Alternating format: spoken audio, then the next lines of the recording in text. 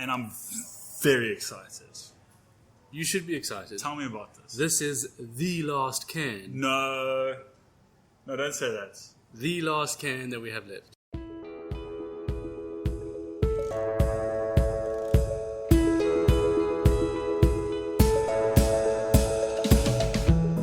Thank you to our show sponsors, Electrical Industries. Electrical Industries is a Cape Town-based company, but operates on a national scale throughout South Africa. Electrical Industries specializes in food service and beverage dispense equipment and have been part of the specialty beer scene for the past 4 years. They have a small, dedicated team with a hands-on approach in the beer industry. Some of the equipment they stock: towers, taps, coolers, cold plates, regulators, couplers, growler solutions, kegs, fittings, and a wide range of spares and replacement parts. Another piece of equipment that they stock is the new FlowJet pump, which I've heard about. I haven't seen operate, but my goodness, I could have done with one of these when I was working in the industry a few years ago. What it does exactly is that it helps push your beer over a long distance from your keg to your tap.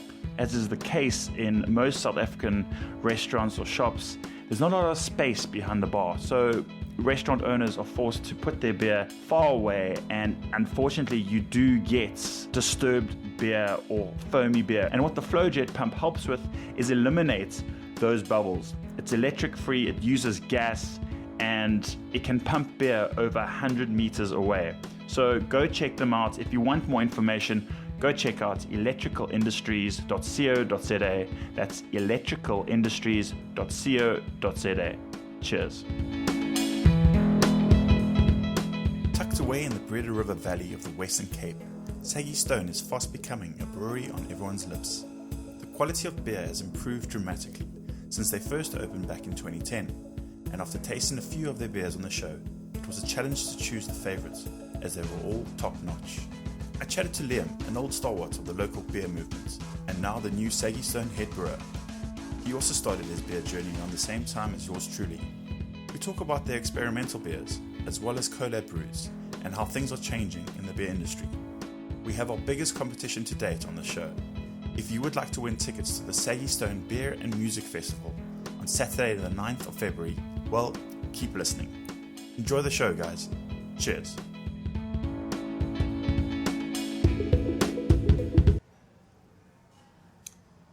Ladies and gentlemen, welcome to another episode of Hashtag Beer Time.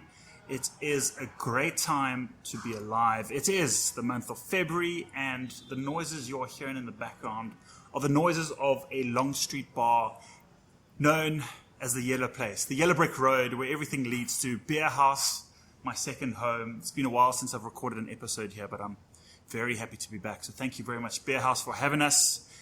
The whole show today is based around a small, can we say small? A small Western Cape brewery, a romantic brewery called Saggy Stone, located in the, I suppose, over the Boerewors curtain, in the Boerlands, in the winelands. But here to help me talk a bit of sense, because goodness knows me, I don't speak a lot of sense. Here to help me is Mr. Liam, head brewer of Saggy Stone.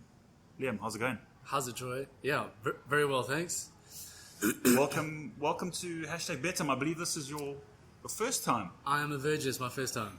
So go easy. We've been threatening in terms of having you on the show. So I'm pretty stoked that I'm pretty stoked that I got my ducks in a row and got you into the show. So thank you for being so patient. But it's awesome to have you here. Let's not break with tradition. Let's crack open a beer. Let's do that. You are going to tell me what we're having first. So what's up? Perfect. Well, we've got 5 beers here, but I'll crack them open in order. So you wanted to start with the first one. We're going to go from lightest to darkest, as usual.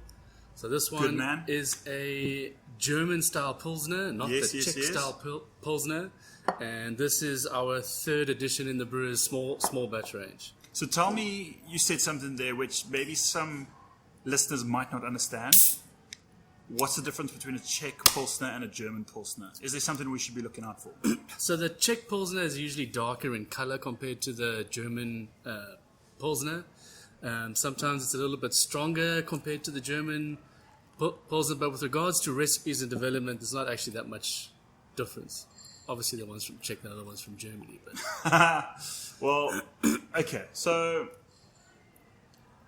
I'm going to be. I like that you guys have put on the style. I assume it's the BJCP style. That's right, yeah. Okay, great. That's pretty cool. But we'll get into the can. We'll get into discussions about the label. Let's first have a sip. I don't know about you, but I'm pretty thirsty. So let's crack it open. Cheers. Cheers. Welcome. Thank you very much.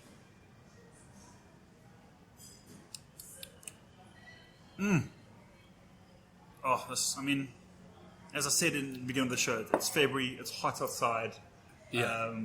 It's built for and the as hot I said on the previous summer episodes, the Pilsner is just, it's the perfect kind of, I want to say summer beer, but if you gave it to me in winter, I'll also have it then. Yeah. This is a treat. You could definitely drink it all year round, but it's typical occasion that you want to be drinking it is a day like today, where it's scorching outside and you want something cold, crisp and clean. There's all character traits of the German Pils. So you're looking for that dry crispness, and this is what it's got. So we get in some background noises of plumbing, it seems. It's not my stomach, listeners, so sorry about that. Okay, so let's... Thank you for that explanation. I want to talk a little bit about...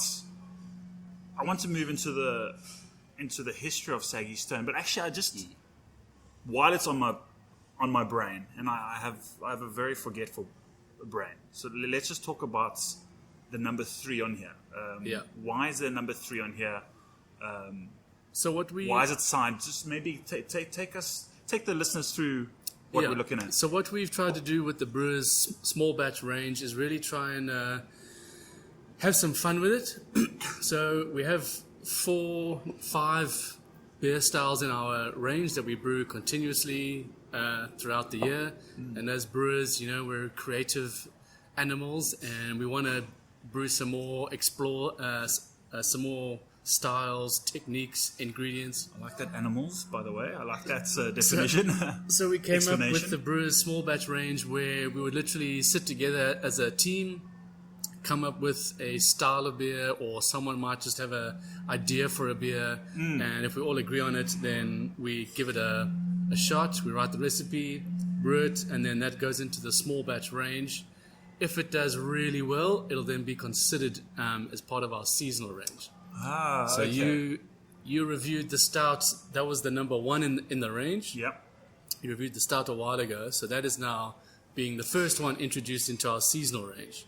So you can watch out for that later in the winter months. Remind me of the quantity, size. So we do 1,200 liters. Okay. One single batch is 1,200 liters. Everything like our core range, we do double batch. And what constitutes success? Success is if everybody likes it and it comes out right. Okay, and it so sells out. It's all predetermined. We do our research. We have a fairly good idea on how the beer should come out. If everybody's happy on where we got to and we think it's going to do well in the market, then we package it. If not, it goes to somebody's house and they have a party. It's also it could get dangerous. Don't give it to me then, because I'll say no, it's not good. Just maybe hand it over to me. No, but yeah, let's go back to this beer. I mean, it's absolutely phenomenal. I'm digging it. I dig the experiment that you guys are doing. I think it's nice that a brewery like you guys, it's nice that you're able to experiment and actually test the markets, because I think the rule still applies from when I entered the market 5 years ago, in that just because you like a certain beer doesn't mean the consumer likes that style of beer. So it's kudos to you guys for actually experimenting and seeing, just dipping your toe in the proverbial pool. We found it's quite important to keep new beers coming onto the shelves. It keeps the consumers excited, it keeps the retailers excited, keeps the brewers happy, which is always a good thing. Yeah. And it also just educates people on what beer can be. So we've always been exposed to lots and lots of lager styles, and the craft beer industry now is expanding hugely into all sorts of different variations of IPAs and German-style beers and strong beers, Belgian beers. So we just want to keep adding to that bouquet of beers. Good word. So people, especially who come to our restaurant, instead of trying the same 5 beers that we have over every weekend, they can try something new that comes onto tap. We usually only have 2 or 3 kegs of it. They discover a new style and say, okay, I never had that before. I really like it. Let me go try find a few more from different breweries who might have a similar style. So tell us about that your venue. I mean, I can't believe I'm going to say this, but I'm going to say it. I've never actually been to the venue. I've been in your area. I've been to some restaurants around there, but I've never actually visited the brewery. What's the brewery like? Is it visitor friendly? Absolutely. Can people come and visit? Yeah. So the brewery itself has come a very, very long way. So without going into too much detail in the history of how it was born, you could do a little history segment. You could do whatever you want. So anyway, like it started off with a really small homebrew kit. It was Philip and Adrian Robertson who came up with the idea. Mm-hmm.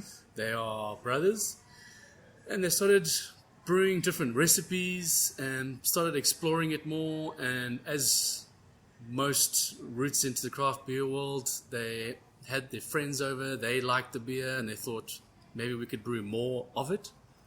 So they upscaled to, I think it was like a 100-liter system or a 200-liter system.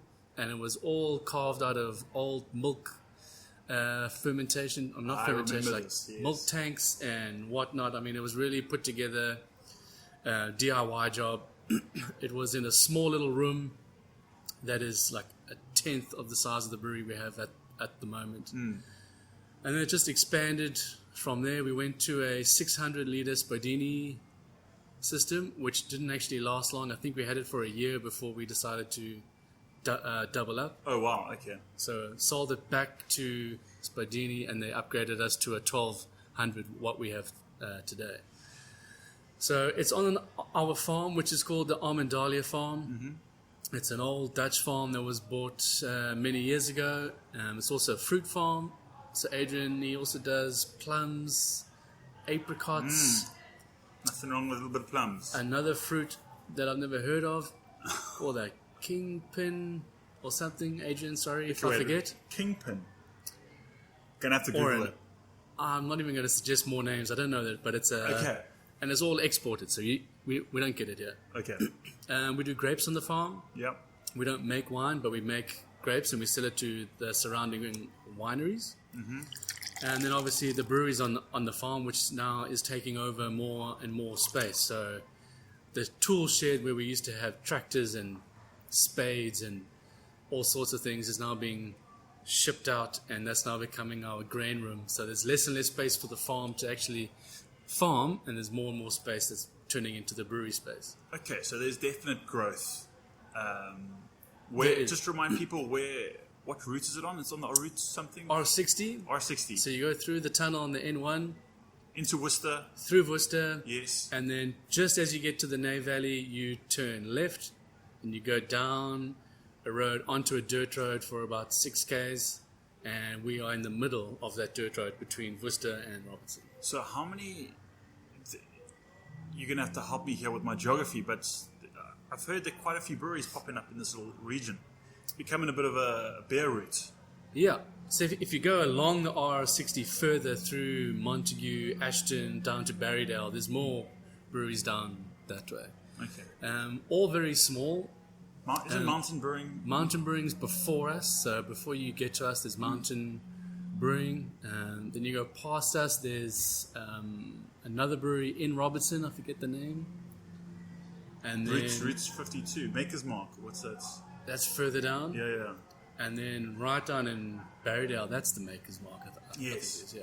Okay, so there's definitely a little excursion that one can take if they want to go visit. Absolutely.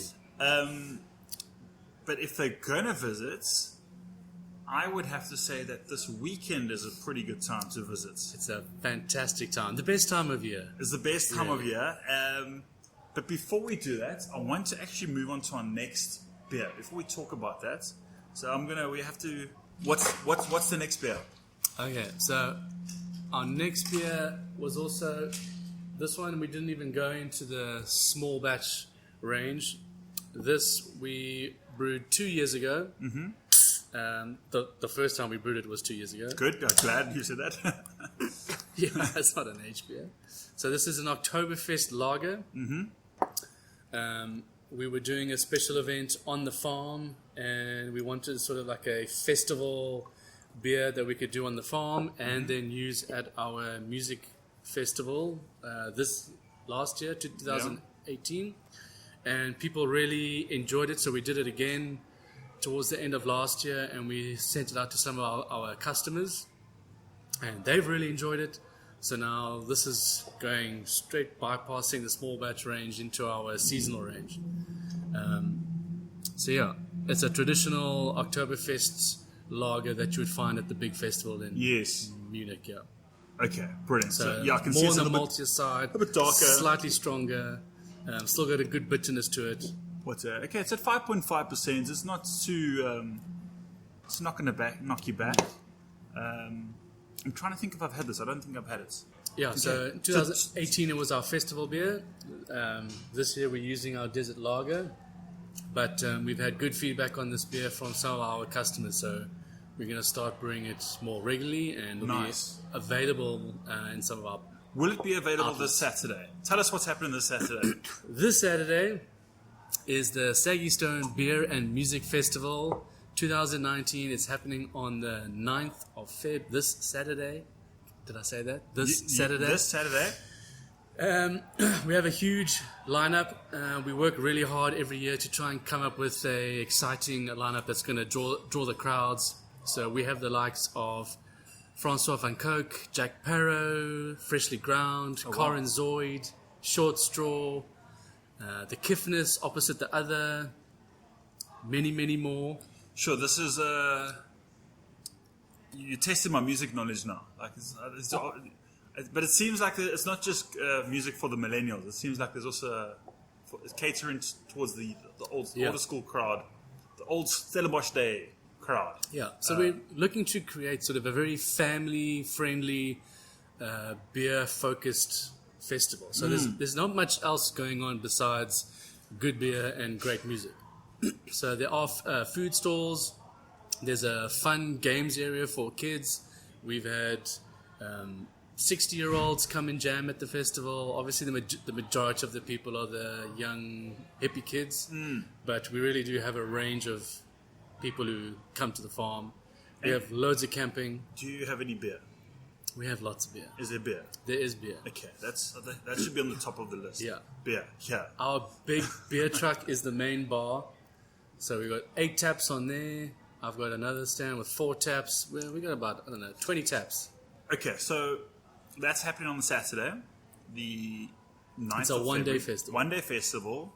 It starts at? Starts at 10:30. Finishes at? 1 at night. At night. Okay, so this you need to pace yourself. You need to have a few waters in between your beers if you want to make it. How much is entrance? Entrance is 465 Rand, I think. What does that get you? That gets you a ticket in for the entire day. Yep. Camping is an extra 50 Rand. So we've got a huge camping area that can probably take about 700, 800 people. Oh, cheapest, okay. We also have a glamping option if you're not the rugged beer type, the more sophisticated beer type. Yes. We have glamping. Otherwise, you can stay at the nearby towns. Robertson's only 20 minutes away, and Worcester is 15 minutes away. Okay. How many people were there last year? Last year there were 1,500. Jeepers. Okay. So it's... Yeah. So it's not... It's not a small... It's not like... It's not small, but it's not big. 50 of your mates. Yeah. Okay. It's a big private party. That is a big party.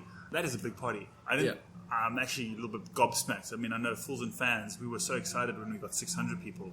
Yeah. So the fact that you guys are drawing in proper numbers. We've grown. This is our third one.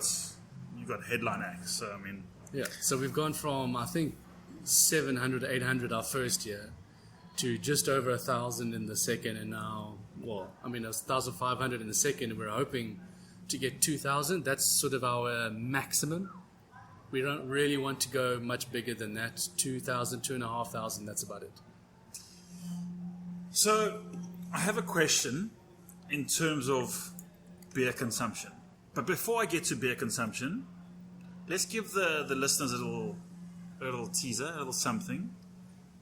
And I think this is a great place in the podcast to announce that we have a set of tickets up for grabs. In fact, we have 4 sets of tickets up for grabs. That's, if my math serves me correct, that's 8 tickets for this fest. That is correct.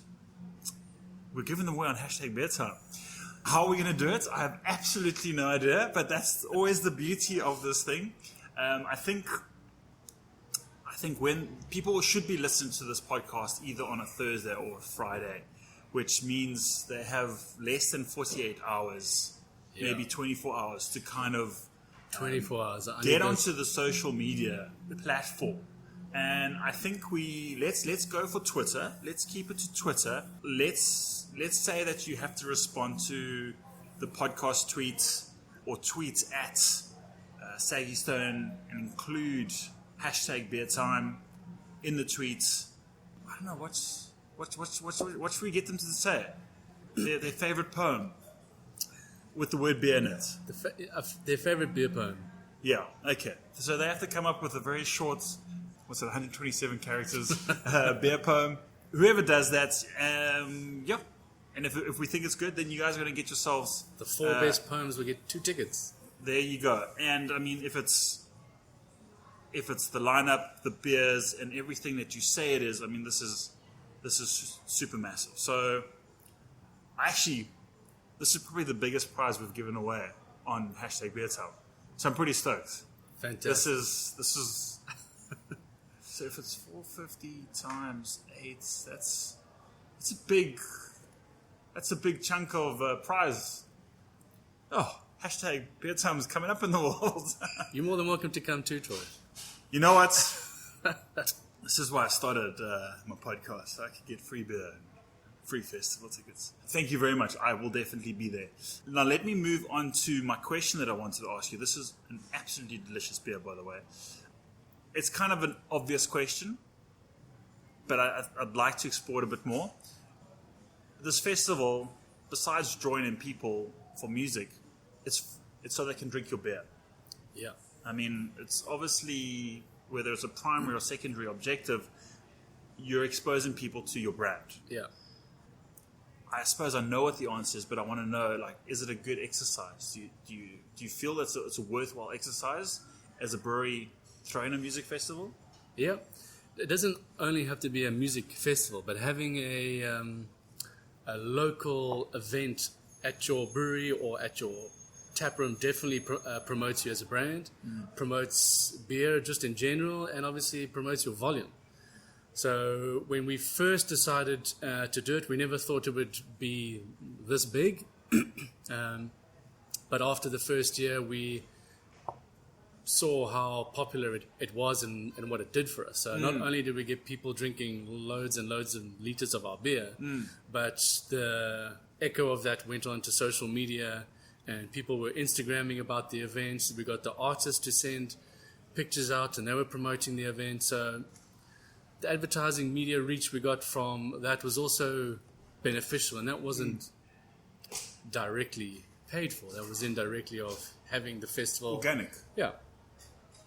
So from that way, yeah, it's definitely been beneficial for us, and it's been exciting, and yeah, I think it is a good thing to do. I think, what I was kind of alluding to is that I think gone are the days when a brewer can brew a beer and expect the consumer to come towards him.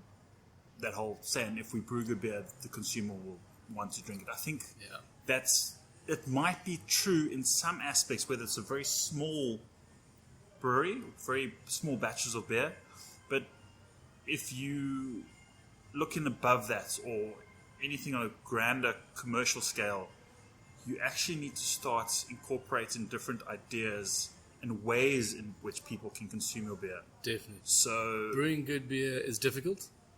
Selling good beer is even more difficult. Exactly. So you do have to think out of the box.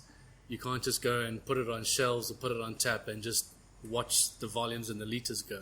Yeah. You've got to think of ways on how to get people to draw it out of that tap or pick it up off the shelf. Yeah. No, definitely. That's the one thing that I used to tell new brewers, and still to this day tell brewers, you can make the best beer in the world, but it's pointless if you can't sell it. Yeah. So yeah, I think this event that you have going on is great, and I think I encourage other brewers, whether you're big, whether you're small, to have small festivals, big festivals, Saturday nights, music festivals.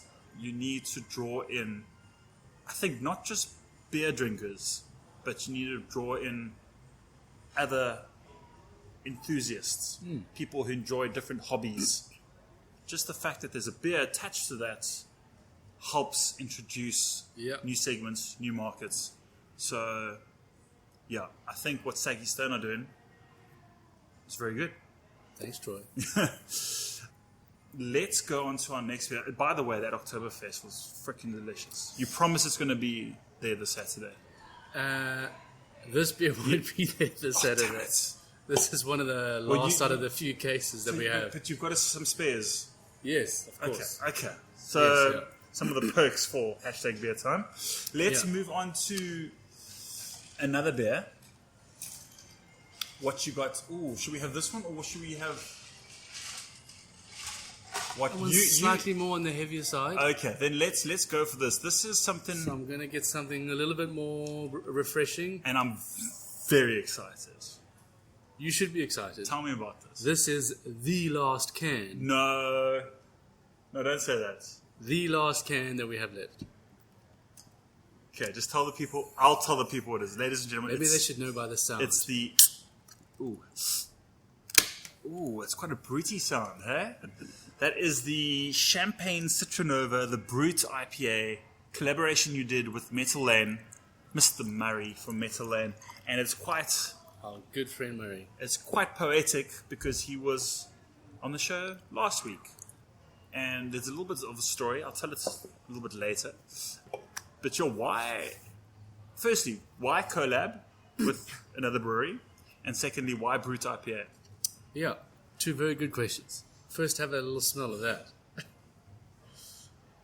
Oh, good Lord. As my friend Scott Kelly in the States would say, good Lord. It always... Jeez, that is a rush of... It never really gets old every can that you open. It just...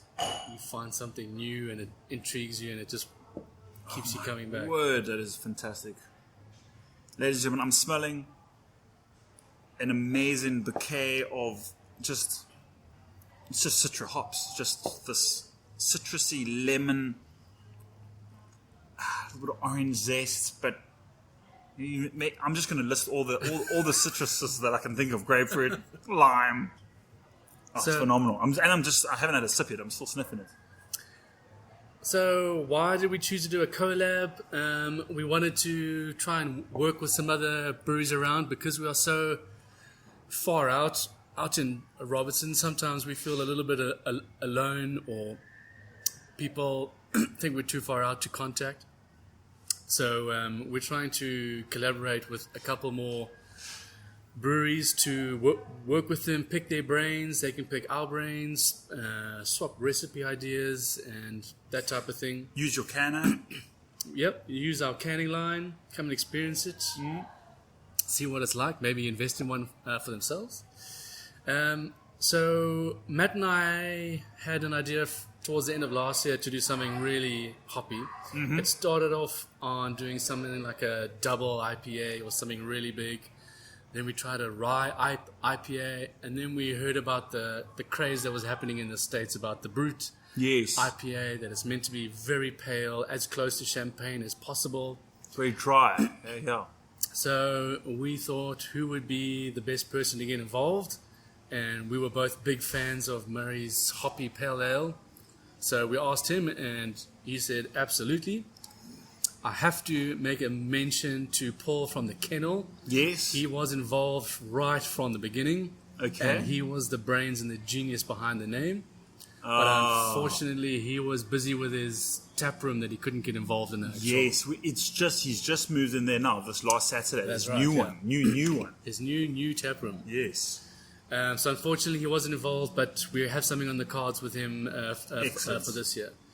So we did a lot of research on the Brut IPA. Matt even followed the guy who started it in San Francisco. He messaged him, said we were interested in the style here in South Africa. It would do well in our climate. And he actually replied, and he gave us some very helpful tips. That's very awesome. On how to brew it. We've been meaning to send some over to him, but we drank it all, so maybe the next batch. That tends to happen. Yeah, it does happen. So we did it was a 1,200 liter batch, and with a ton of Citra hops, along with Southern Passion, Amarillo, and Cascade in the mix. We used 2 different enzymes in the beer, in the mash, to get that champagne dryness.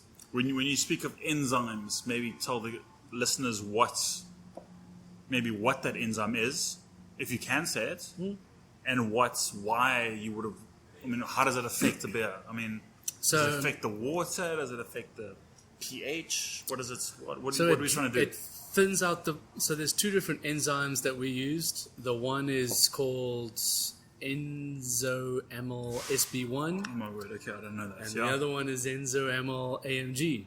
So one thins out the body of the beer. So this is the kind of stuff you can pick off the shelf at a pharmacy, or is it? Not at your average pharmacy. Okay. But at a bigger pharmaceutical company. Okay, so I interrupted you. Please continue. One does. The one thins out the beer, so you get that really lightness like a champagne, and the other one dries out the beer.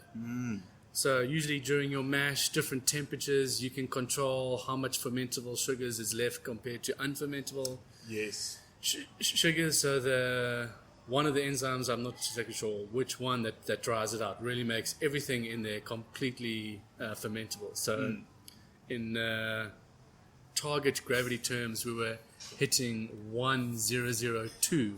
Next time we're going to try and do 1000, which is 0 degrees Plato.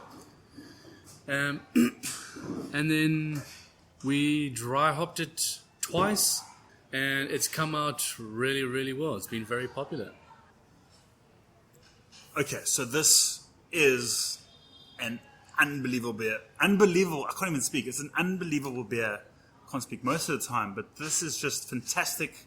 Please tell me you're going to make something more like this. If not this beer, if something similar. Yes, yeah. So actually, this is the last can. As a matter of it's a success. As a matter of fact, we are going to be brewing it next week. Actually, damn. We are just waiting for the festival to be over so I can calm down, and then we'll bring it another small batch. Yes, 1,200 with Murray again, so he'll get half, we get half.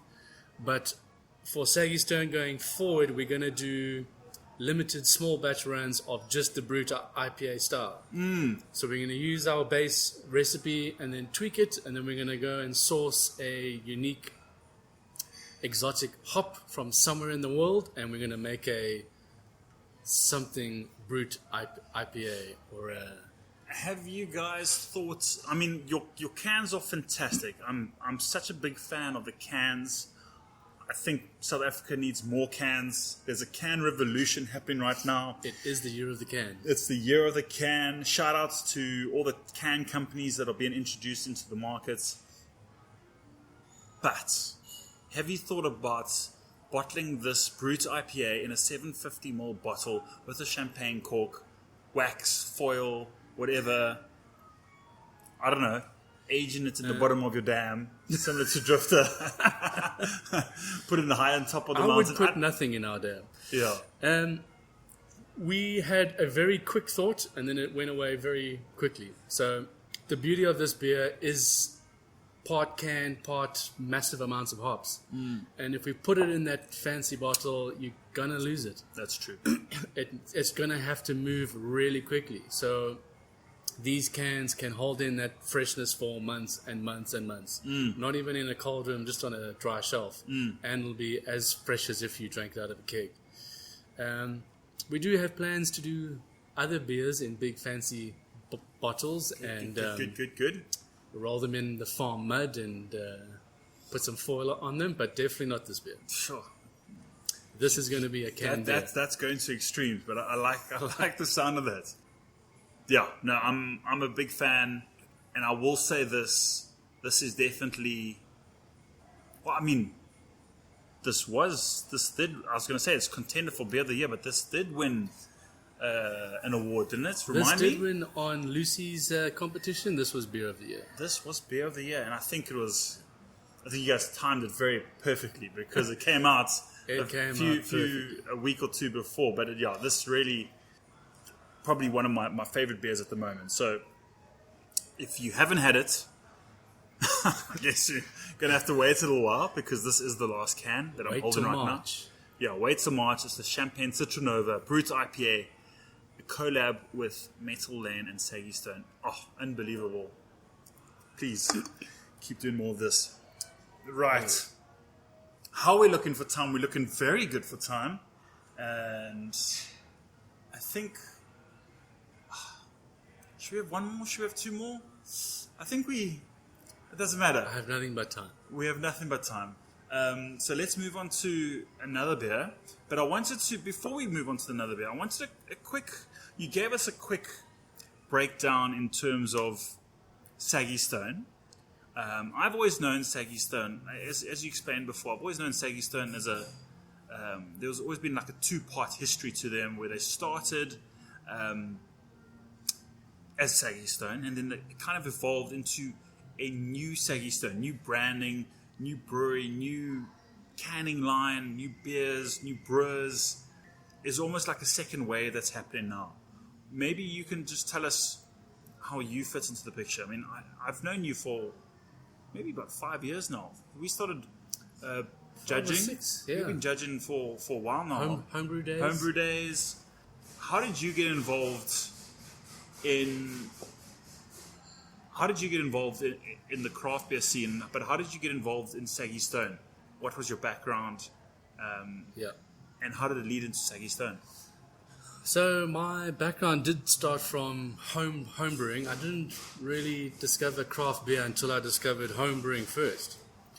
So I looked on the internet and rustled up a homebrew extract kit and started brewing from there. Discovered the Southeasters. Discovered that there is craft beer out there and more beers. Met you and Crazy American Scott. Yes. And then got more involved with the Southeasters and did some beer judging, did the course. And then from there, my bread and butter was advertising. So I was never in the beer industry. And at one lucky Sunday, I actually happened to have lunch at the Saggy Stone restaurant. And that evening, I got a phone call from Saggy Stone Company saying, would you like to come and help us with some branding and marketing and whatever else that I could offer? So I met up with the two brothers, Philip and Adrian. That must have been a nice phone call to get. It was a very good phone call. It came at the right time. So I was still working at the time, but on the side I was doing freelance work for them, some design work and developing their can designs. And it was already at that early stage that they had kicked their bottling line to the back door and they had invested in a cask canning line. Then I spent a year going back and forth doing work and in advertising, and then I got retrenched. So I gave them a phone call and said, well, I've got a little bit more time on my hands. How about it? How about it? And they said, absolutely, if you want to come on board full time, then definitely. Yeah. There I was. That was 2.5 years ago. I'm sure you've forgotten about the advertising, huh? Advertising what? Yeah. Yeah, so then I did anything that I could for the brewery, helped out on recipes, quality control, designing, marketing, social media. I did tap sales. I delivered kegs, helped up at festivals. Okay. We were very small. We were only a team of maybe 3 or 4 at that time, and now we're slowly growing up. So if I backpedal a little bit, they were always doing it by themselves on the farm. Yep. So Adrian was running the brewery out there, putting the grain in and writing the recipes with his brother Philip. And then at the time that I was joining, there's a third director, Andrew, and his son is Matt, his name is on some of the other cans. Yep. And he was sent on a professional brewing course to the Siebel Institute. Wow. So we were starting to take beer very seriously. And to make it in the market, you need consistency, quality, innovation, the full package. So we sent him on to go and absorb as much as he could. He came back, and at that where I think we had our first big jump, going from bottled beer that had oxidation in it. We were pulling bottles off shelves every 3 weeks, 4 weeks. Wasn't going well. That's when they kicked the bottling line out, got the canning line, and it made a jump. Nice jump, yeah. People started taking notice of us on shelves. Matt got involved, tweaked recipes, and we still tweak our recipes today just to try and make them more and more sessionable, better quality, better ingredients. Then started introducing the small batch range and collabs, and we really sort of started to get noticed in the beer world. Introduced beer festivals. Music beer festivals. Hired more reps. Yes. Did some tap drives. So we're trying to get as many taps, build the brand. And so yeah, that happened for the most of 2017, 2018. And then unfortunately, Matt, our brewer, decided he wanted to go over and get more experience. Yeah. So he has now left us and gone to Moonson Brewery in Hong Kong. We are still in touch with Matt. And I'm going to push pause and introduce a little tidbit here. And it's weird how this happens in life. But in last week's show, we had a beer from Moonson. Oh, wow. Because my brother was in Hong Kong and he got a whole bunch of beers back from Hong Kong, and the one guy recommended he tried a Moonson beer. I don't think it was brewed by Matt, but quite a small world how we're now moving over to Saggy Stone. It's funny how that happens. So he's excited. He went over in December, January. So it's very new. We're excited because we can go and do collabs with him in Hong Kong. Awesome. He can come down here and share some experience. So we're still in touch with Matt.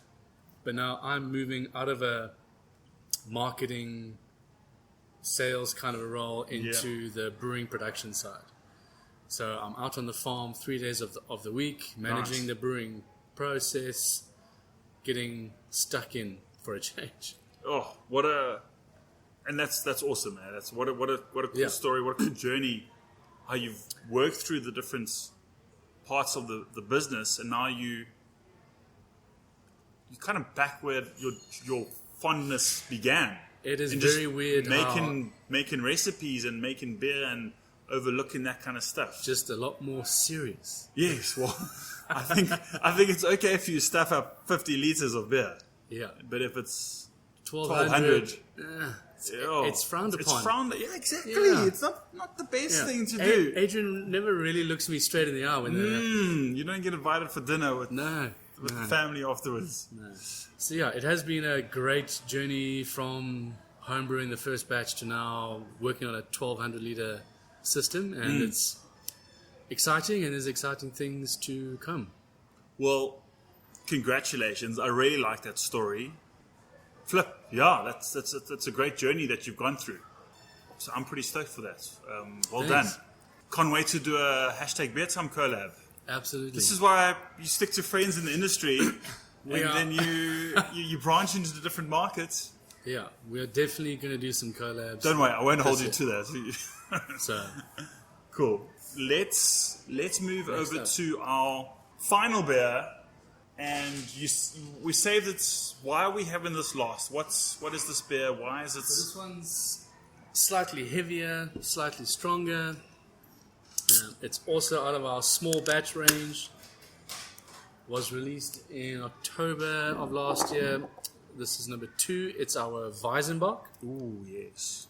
This is what Matt really wanted to brew when he got back. So a part of his brewing time in Germany after their brew class, which was I think 8 to 5 or fairly long hours, him and his classmates would go and drink Weizenbocks all night long. What's a Weizenbock? So Weizenbock is a Weiss beer mixed with a Bock beer. So Weiss beer, we all kind of know what those are. Bock beers are strong German lagers, and you literally combine those two beer styles together. So it does have a lot of banana estery notes. It's also got a strong sweet maltiness that comes through. Like caramel. I'm definitely getting like a caramel toffee. Yeah. It's also slightly strong, 6.7%. They do go a little bit higher, but it helps for the cold conditions of Germany. I don't know if it helps. Yeah.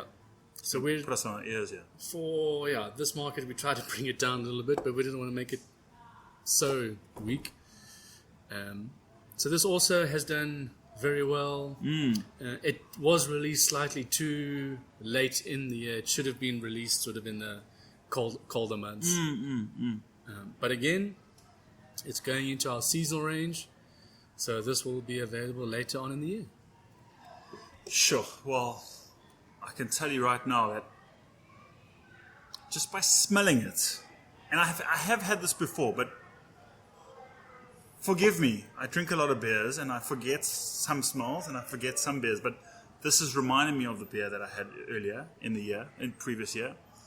Oh, and it smells world class. I'm not just saying that because you're here in front of me, but this is it smells great.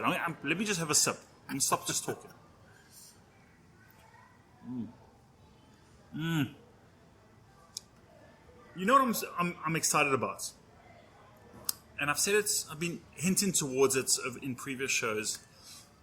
I really feel that the South African breweries that we have, the craft breweries, are starting to make world-class beers. And I'm talking about beers that are 8 or 9 out of 10. And I think if you look at my dialogue, if you are unfortunate to have been listening to me for all these years, when I started talking, the biggest gripe that I had with the industry was that beers were 6 or 7 out of 10. Like, they were drinkable. You could drink them. Cool. This will do. But they weren't world class. They weren't up on a pedestal. And it's just, it's just so exciting to see that beers are now competing on a world class level. This beer is, you could put this next to a European, an American, Australian, Asian beer, and doesn't matter. It's world class. So I think Matt put a lot of hard work into this, especially on his yeast. That's what makes this beer so special, is how he treated it, how it made the beer turn out.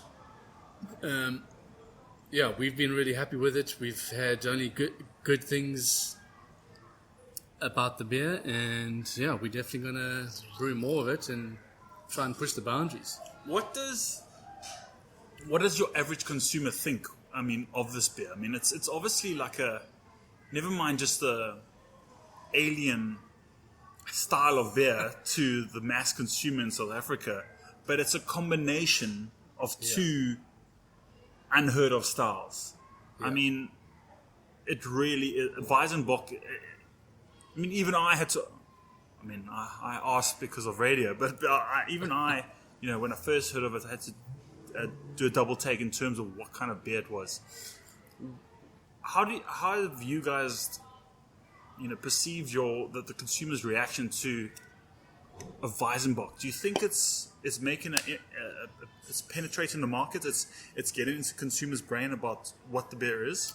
Not yet, because it's so small batch. So 1,200 liters, we did 10 kegs, and the rest was all in cans.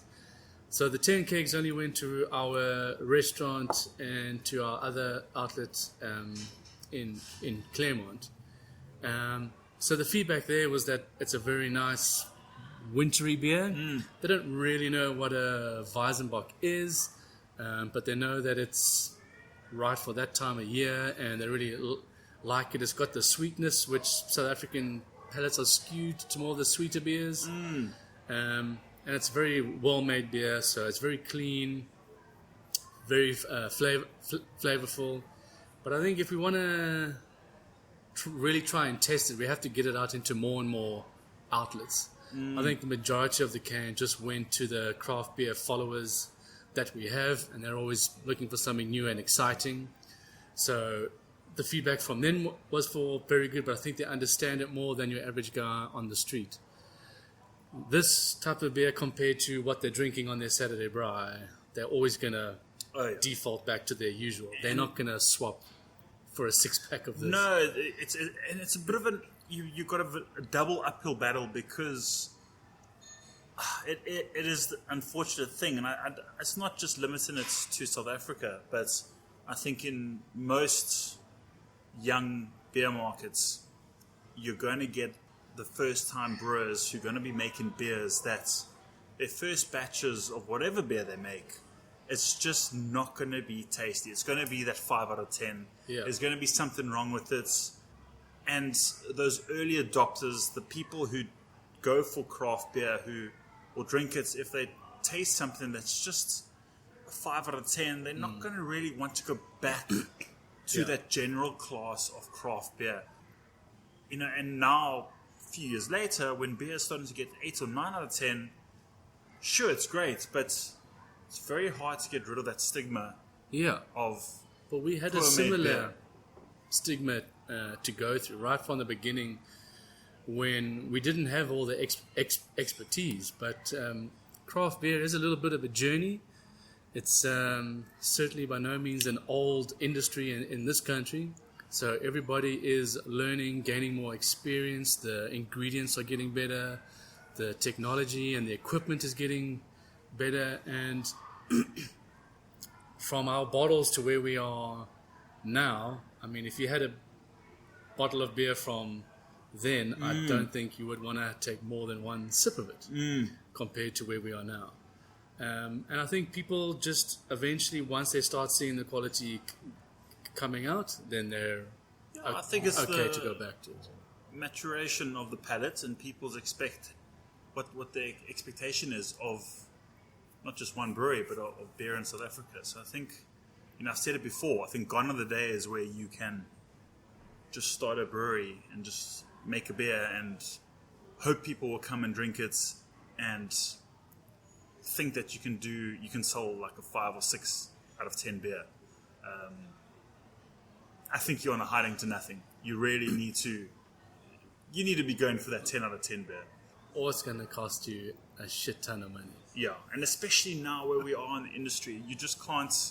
Yeah, it's making it hard for yourself. But I think on the other end of on the coin, there's so much now that people can learn from. There's more knowledge out there, more information. Well, again, I'm going to say thank you for this beer. It's delicious. I want to know from you, what are we going to expect from you? Because now, obviously, you're a chef in a new kitchen, if I can make that analogy. Is there anything that you can tell us, little hashtag Beer Time exclusive, something you've always wanted to make? Let's say, it's just between you and me. Let's just say you walked into the brewery next week, because after the festival. Let's pretend nobody's listening. Yes. And you had free reign to make something, it can be 1 beer, 2 beers, 3 beers, something you've always wanted to make. What's tickling your fancy? It would be a barrel-aged. Oh. They love that double barrel word. Excuse the pun. Yeah. Well, we're in barrel country, so we have wine farms with lots and lots and lots of barrels. So my secret project that nobody will ever know. We can push stop now on the recording. Okay, just press stop. Okay, cool. Will be something in a barrel. Nice. That's me personally, but for Saggy Stone, this year is a Belgian themed year. So every year we are going to theme our small batch beers. Everybody gets a chance to come up with a recipe and test the waters. So we have a Belgian Wit beer coming out. We have a Belgian double that's coming out. We have a Saison that'll be coming out. And then we have a range of collab beers, which I can't tell you anything about. Okay, I'm very excited. I'm also very nervous because I know that with Belgian beers, the percentage of alcohol is a little bit higher. So I guess if we come out to the tap room, we're going to have to find a bed and breakfast close out there. They'll all be available in 500 ml cans. There we go. Okay, so it can be consumed in the comfort of my own home. Yeah. So the majority of our small batch beers will be in can compared to kegs. Cool. We keep the kegs exclusive to the tap rooms that we have good relationships with, and they really appreciate it. Nice. Okay, so that is what you have. That's what we've got on the line. So I think we are fast approaching the end of the show. I mean, I'm going to pour myself a little bit more there. There's one more if you want to. But we might not have time. You can't tease me like that. Yes, let's open it. Let's do it. What have you brought us? This is one of our core range beers. That was our biggest problem child way back in the beginning. Mm-hmm. We were going to discontinue this beer. We just couldn't seem to get it right. The shelf life was terrible. Until a very inspiring beer talk that we went to, and we decided to change things up. Okay. We tweaked the recipe, and it's now our third best-selling beer. No ways. And it is the Dark Horse Lager, which is just a dark lager. So it's very light. It's 4% alcohol. Nice. The body is nice and light, slightly dry. But it still has those roasted, toasty notes that you get from dark malts. And it's been our most challenging beer to the consumer.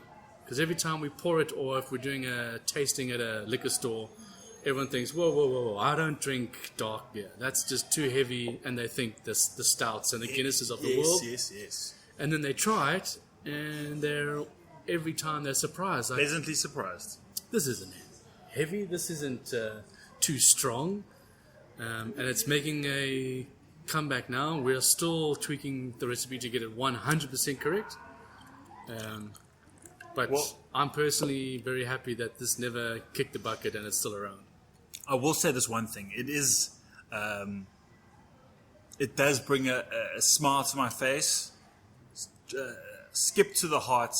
I don't know what I'm saying, but I remember back in my homebrew days when I made a Dark Horse ale, and I think it was a Belgian-inspired double.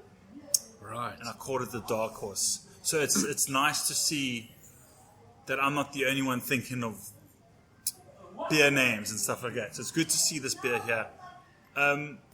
So you'll see the story on the can came from a Johnny Cash song. One of the brothers is a big Johnny Cash fan. Yes. So it's Aren't we all? When death comes to town. Okay. There is death on a horse. Okay.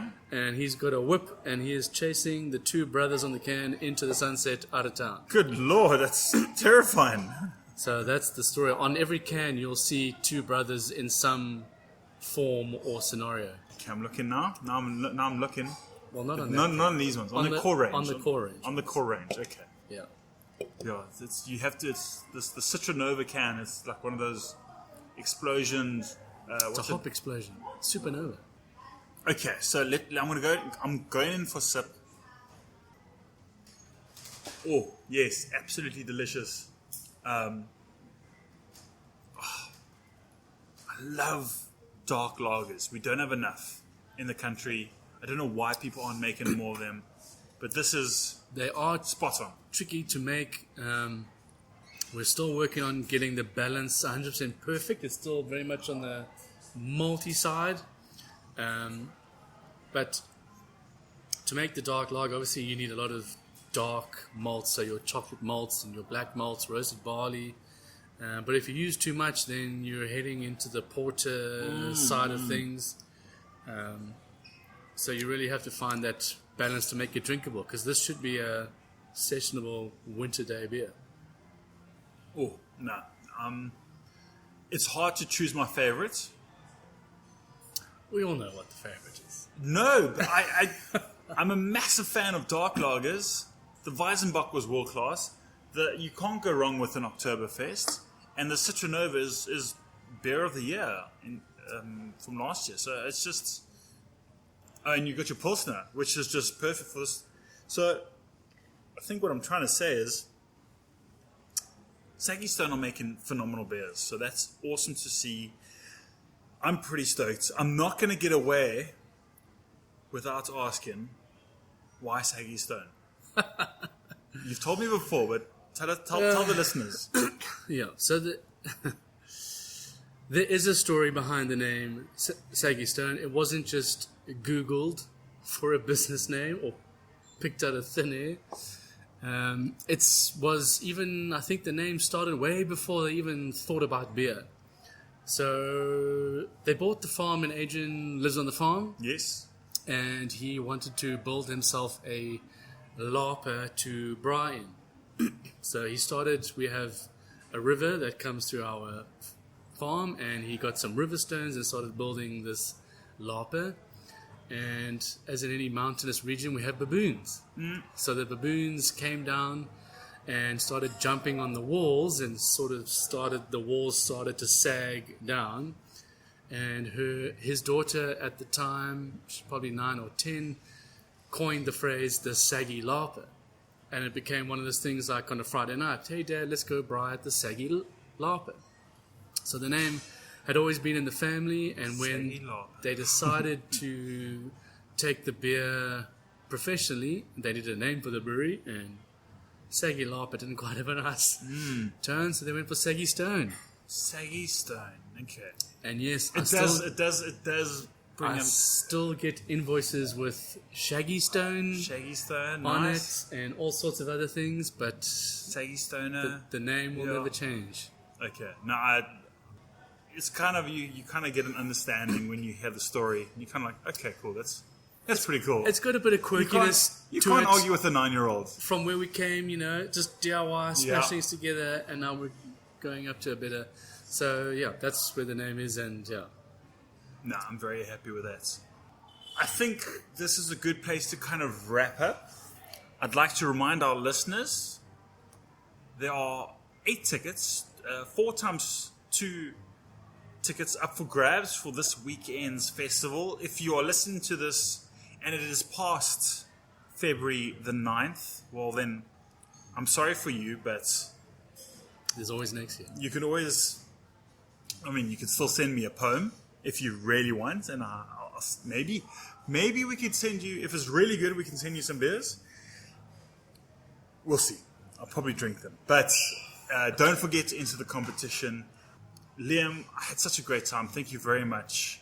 Yeah, and I look forward to the beers that you bring out. I look forward to more Saggy Stone. I look forward to visiting. I look forward to Saggy Stone becoming a South African brand, a proudly South African brand. So, yeah, very much looking forward to the next 5 years. Thanks, Troy.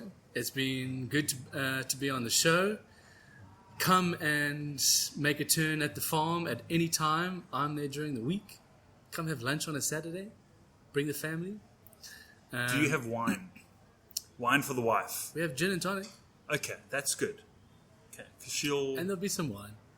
We know some people. Okay. Cool. Thank you very much again. Ladies and gentlemen, thank you for listening to Hashtag Beer Time. Liam, cheers. Cheers, Troy.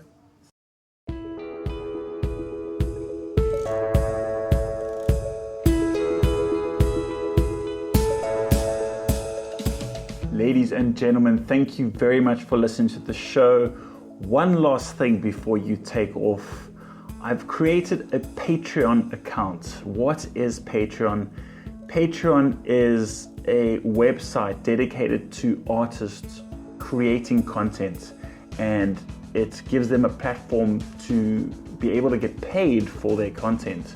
So no pressure to you guys, to my friends and my fans, but this kind of thing does help me to continue to grow and to continue to give you good content and to actually take this brand and what I'm doing to the next level. And I've got so many plans that I'm so excited to bring to you. So if you have a few minutes and if you have an extra buck to spare, I'd really appreciate you just going checking it out.